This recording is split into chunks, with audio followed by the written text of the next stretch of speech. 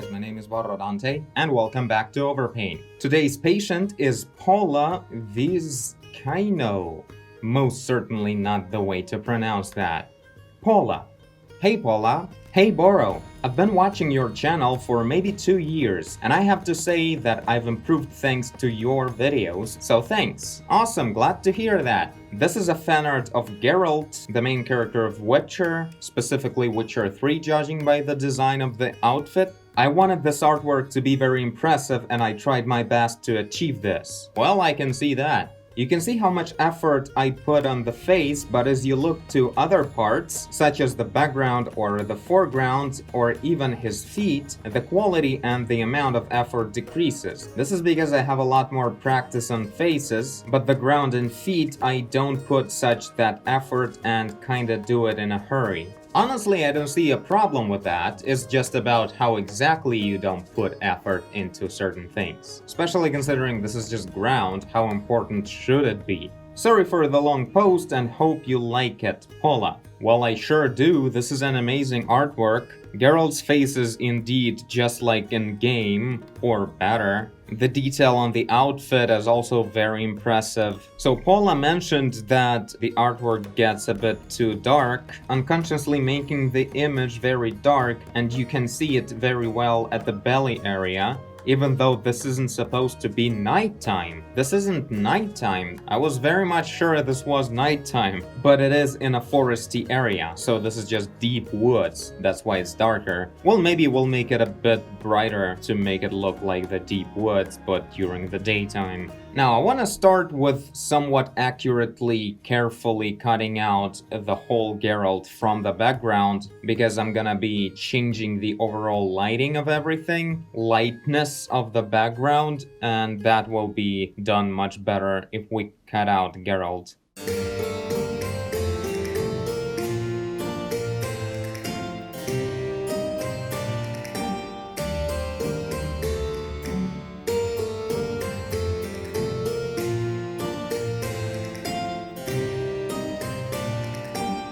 There we go, this is a good place to start. Now, I want to look up some of the references of the dark woods from The Witcher. Why not? It won't take a lot of time and maybe it will give us some better ideas in the very much right direction.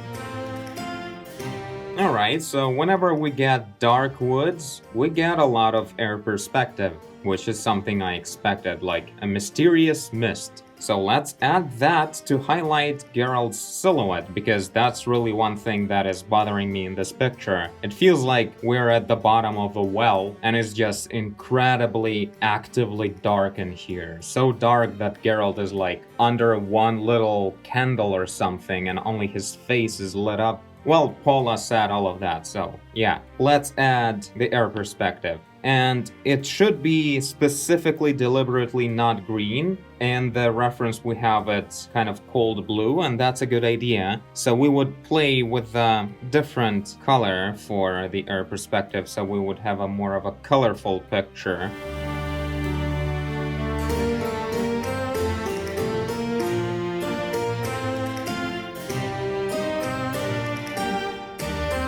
There we go. We immediately see so much more of Geralt, even though I haven't touched Geralt himself at all yet. I just made the background brighter, and we now can see a good, strong silhouette of the character, which is something you pretty much always want to achieve in your artwork. Now, I would also like to play with the silhouettes a bit more by adding some of these branches. And I'm literally adding new ones using just an eraser. I'm erasing this aerial perspective layer.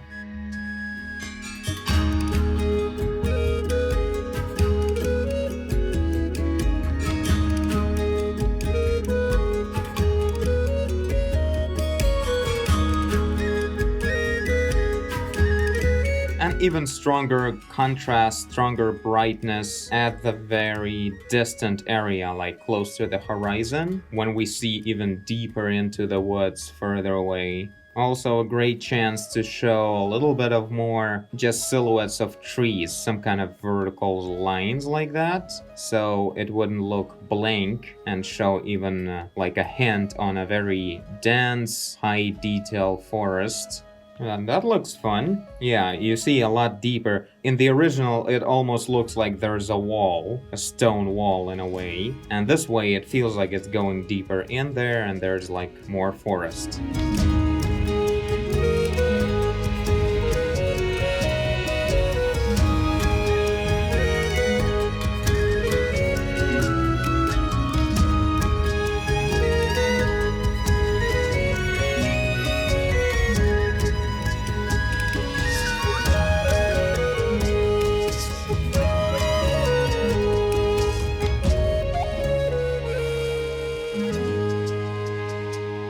Now let's work a bit on the lighting of Geralt. I'll use the color dodge mode and this green color, and I'll use it to light up certain areas. So this plane of Geralt is literally facing this magic light source. So it's only logical to make it brighter. Let's start with that. This is a heavily detailed artwork, and the details are really good, but overall some decisions on the global values are wrong, so I'm fixing them with just some tricks in separate layers. That's the best I can do because there's no way I'd be able to like repaint all of this awesome detail in a short episode. Let me use an even softer brush since we're doing the tricks. This knee is incredibly close to the light source. Let's make it much brighter. Erasing it on the sword and the arm to have a good, like, real look of the lighting. Even though I used a soft brush, now I use a sharp one to cut out the sword from the lighting of the legs. And we get this pretty legit lighting. Let's do that with the face as well. This is fun and easy. Now, with the face, we need to go careful because it's already further away and it's not gonna be that strong of a green glow, but definitely stronger than it was. Now, something we did in the previous episode, I'll erase the lighting where the sharp shadows from the small details of the outfit would be. So I'm like thinking this is the direction of the light, so I'm making like shadows. Otherwise, the whole torso of the character would look like a cardboard cutout. Inside of the scales, of course, there wouldn't be that much light. This is really flattening if we don't do this. There we go, it's getting better.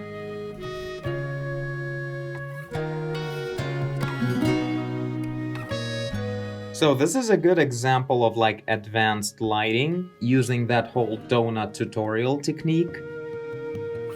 Highly recommend it if you haven't seen it. It's an important tutorial I did recently. And this is like a good example of what complex lighting would look like if we would go like with several different colorful light sources on the same object from different angles. This is one of the light sources. I just added smooth spots and now I'm erasing some of the details to make it look legit and applying it in color dodge mode. In the tutorial, I'm using the linear dodge mode, but that works only if we have all the colors of the surface in a separate layer on top in multiply mode. If we don't have that option, in here all the Geralt was in one layer, so I'm adding a new light source on top of everything, and that requires to use color dodge mode. That works much better with already colorful object.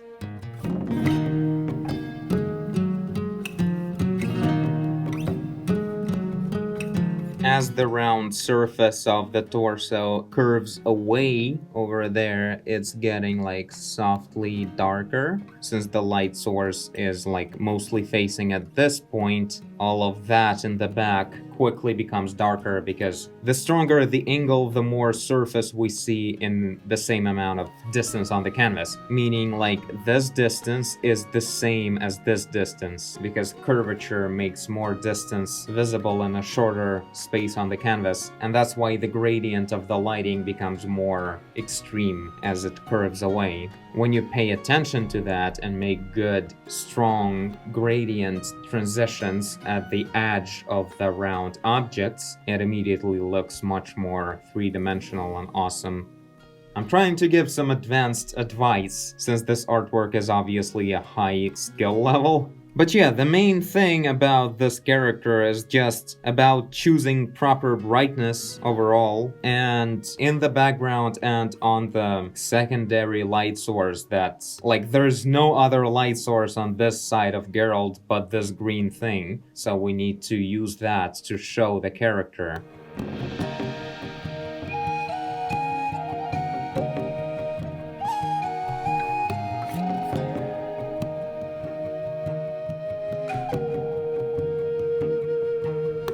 Let's maybe add another light source from the sky and also maybe improve a little bit of the detail that way. So another clipping mask layer with color dodge mode. And I'll use the sky color to make the upper plane brighter than the side plane. The forehead is for some reason really dark. I see no reason for that. Maybe this arm right here will catch a bit more of the skylight from this side. And also, let's not forget to remove the light in the shadow of the small details. Same here.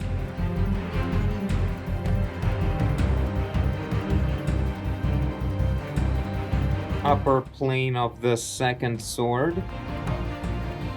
Alright, so this is what we got. I just turned on some lights pretty much, because otherwise I really love the picture as it is. A bit annoying that I made this bit of magic fog in here brighter. It shouldn't have happened. That's much better. And we got some interesting, like when I turn on this light, we even have a cool looking terminator in between two lights right here, like a dark line. Looks nice for the shininess of the metallic scales and everything. In here you can kind of see it. That's a good looking stuff. We can make it even stronger for a more impressive look, more dynamic kind of render. I guess just in normal mode I'll use black brush, low flow, and we could, not necessarily gonna work out, but we could improve some stuff by adding a stronger terminator line in between these opposite lights. In here I'll make a stronger shadow from the sky.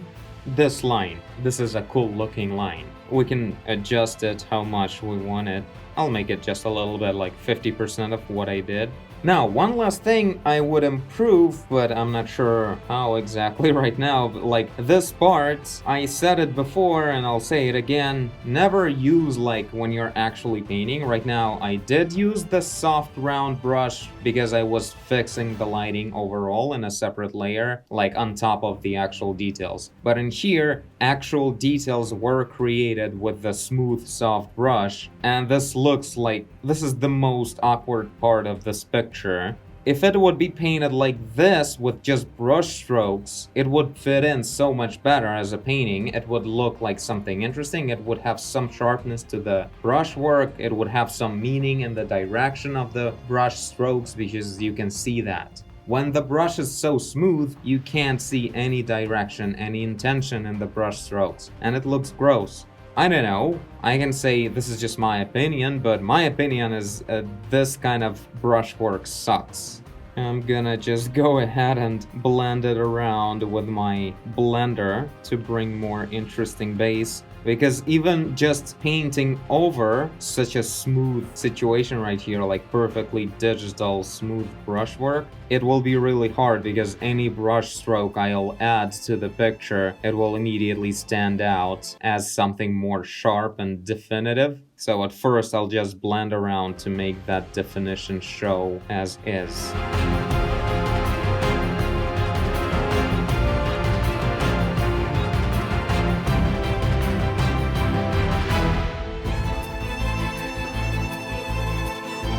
Oh god, I think I made a bit of a Harry Potter kind of magic here. Not sure how to fix that now. It's like it's a magic wand and he created some kind of spell. I don't know, I'll just make it transparent. Some details there. Good enough. Not really.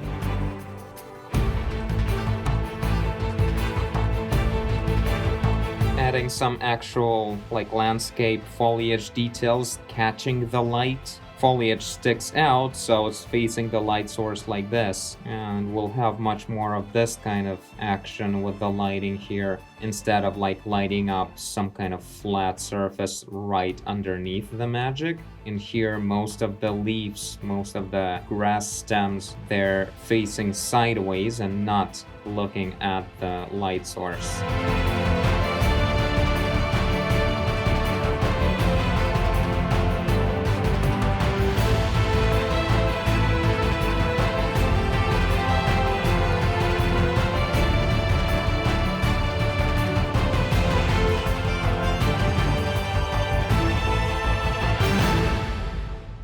Alright, that's good enough for the magic. This will be the Harry Potter mod of Witcher. And I don't know, yeah, I guess this is it. To think of it, I want to add a little bit of the green lighting on the source sticking out right here. Like, it feels like it could catch some of that. Yeah, I can even see the original highlights over there. So there we go, the Geralt is actually much more visible now, and he's going to attend Hogwarts. Thank you, Paula, for your submission. This was a really fun picture to work with. It's an interesting process when the details are definitely taken care of very well. So I pretty much just changed bigger scale things that I think required some work, mostly just with the brightness decision as it is. And one final thought on the details, don't go that crazy about them. No one cares. That's the thing that's really hard to really understand and keep in mind when you work on something that you really love, like the kind of picture this is. When you really want to impress with this image, with its scale and detail, details are not impressive at all if overall something's wrong with the lighting or just the silhouette of the character is gone. No one will even look into those details if the bigger abstraction of the image isn't solved properly, if it's not attractive. Always think about, like, if it's gonna be on a social network, this will be the thumbnail. Is this a clickable thumbnail? This is not a clickable thumbnail. This is a floating head, and everything else is just dark and falling apart. You can't even see a solid character in here. Like, no legs, no torso, just a sword, a little bit of the shoulder, and the head, and they're all floating separately in space. And in here, you can actually see that you're gonna be looking at the full Witcher character if you click on this. And then you click and you see all of these awesome details that you made. Yeah, so most people won't even zoom in ever. So this detail with all the stitches and everything is just so not worth the time. It's crazy how not worth it is. Anyway, if any of you guys want me to overpaint your picture like this, the link to my Patreon page is in the end of this video. You become my patron, submit the picture with the message, I read the message and overpaint the picture. But for now, I thank you for watching if you did, I guess you did if you're here, leave a like and subscribe, tell a friend, zoom out, do whatever you want, and I will see you in the next one. Bye! Man, the addition of the blue to the background is just making it so much more interesting. Rich